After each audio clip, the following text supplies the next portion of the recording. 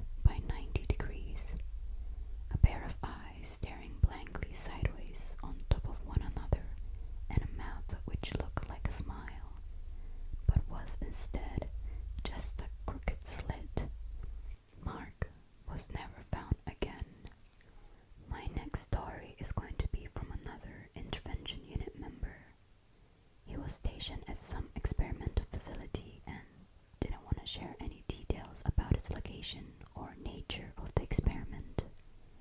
Because, as he said, more than his job would be at stake. He spent about 5 months there with this unit and never saw any action. The regular security guards like me were taking care of the mundane problems like trespassers and etc. However, his unit regularly had drills in case of an emergency scenarios.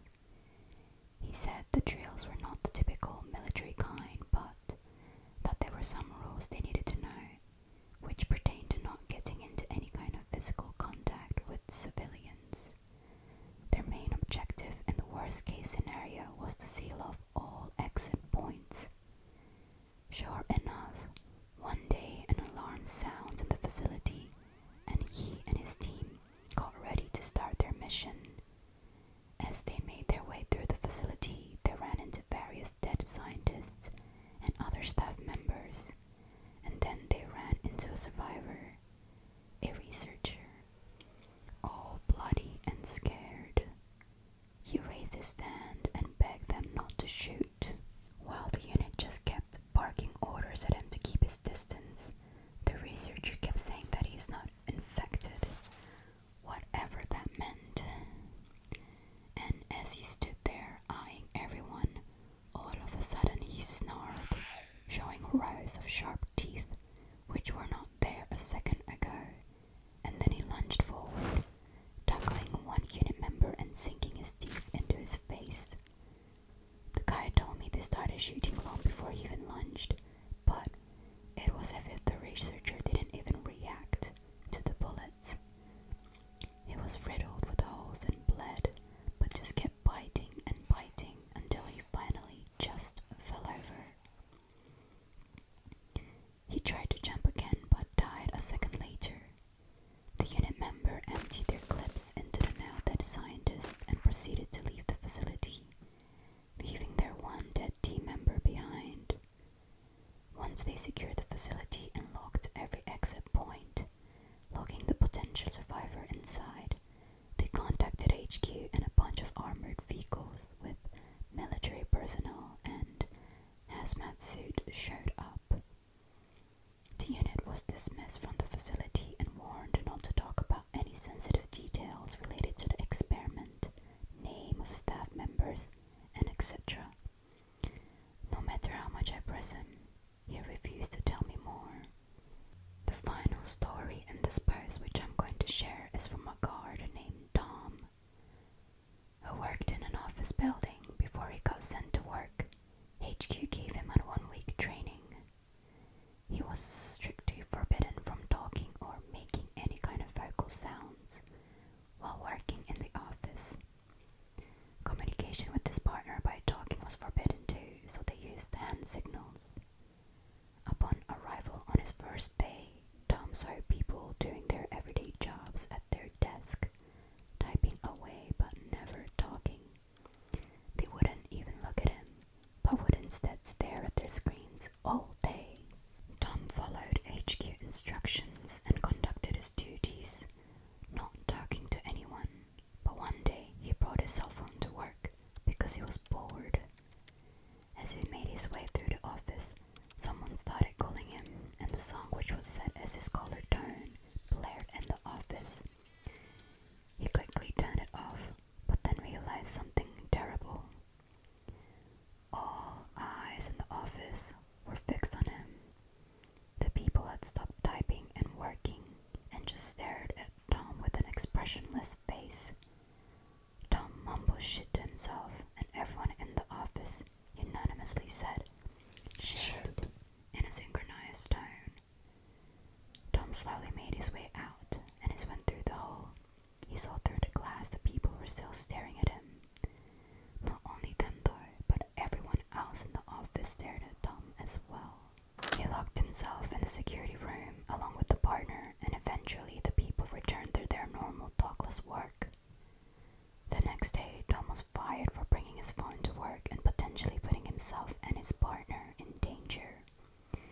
He said it's a good thing too because he planned on quitting.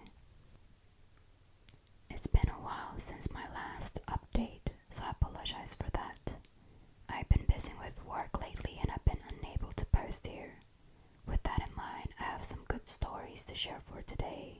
One of the guys from my company named Gary was outsourced to a small secretive organization for a short project. The details of the project were undisclosed, but the guard who volunteered for this job had to stay in a remote facility close to a small town for 1 month.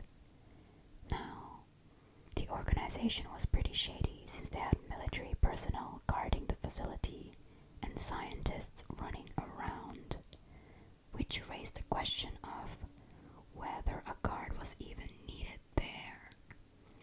Immediately upon arrival, the superiors explained his duties to him.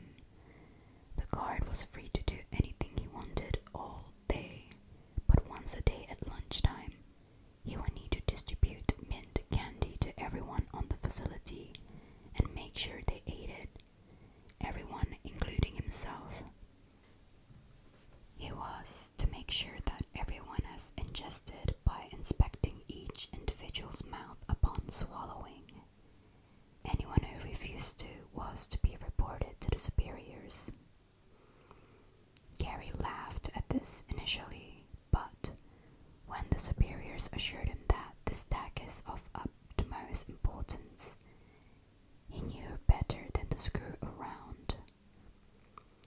Gary followed the rules and made sure to have everyone eat mint every day, which caused him to be shunned by the project participants since no one knew why they had to do it.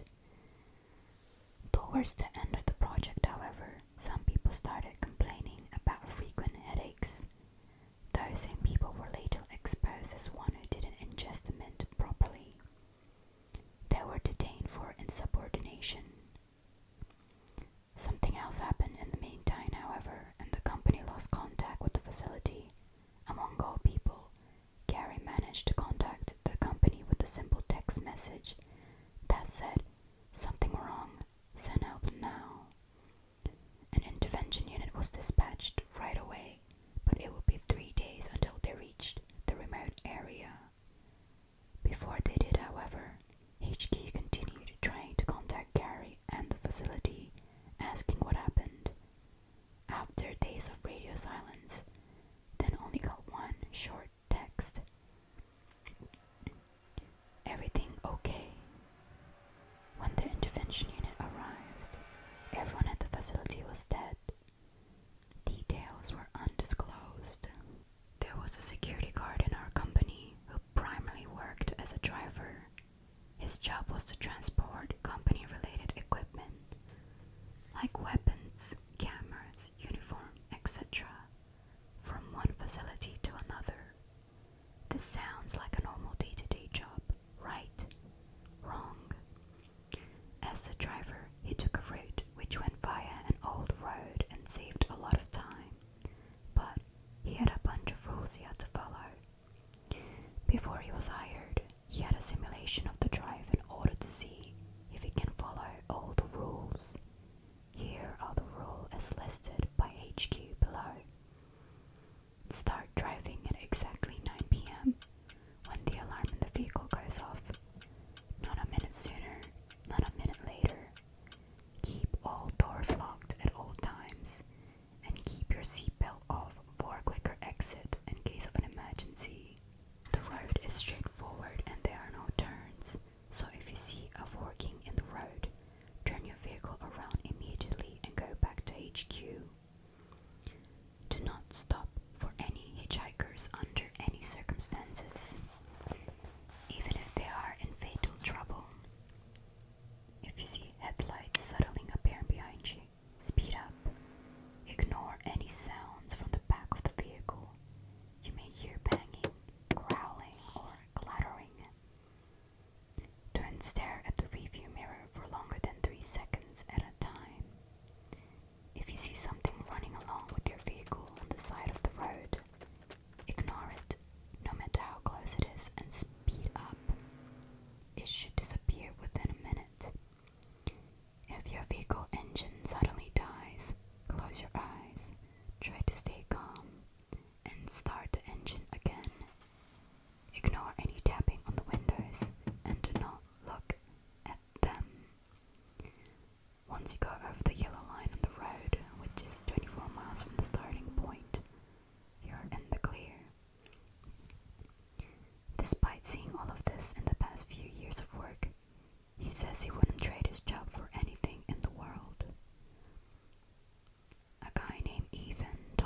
his experience working in the morgue. Now, working in the morgue is bad enough as it is, but working in a morgue outsourced to my company is hell. His job was to take over once the staff were done there at 10 p.m. and just make sure no one got in or out. He quit after only 1 month due to the mental stress he experienced during his time there. He says the company allowed him to do whatever he wanted there, including sleep.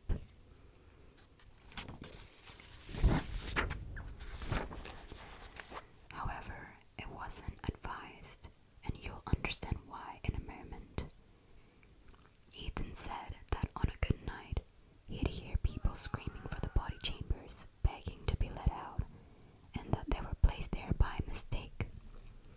While there was no strict rule about opening the chambers, it would probably be nerve-wracking to do so. The problem, however, was that once the body started screaming, the only way to stop them was to pull out the chamber. Immediately upon coming into view, Ethan would be faced with the cold, dead, unmoving body in silence, would return to the room. He said that often, when reading something or getting sleepy, he'd feel a strong grip on his shoulder or hear a loud boo in his ear. There would never be anything around though, but you can see why sleeping there would be impossible.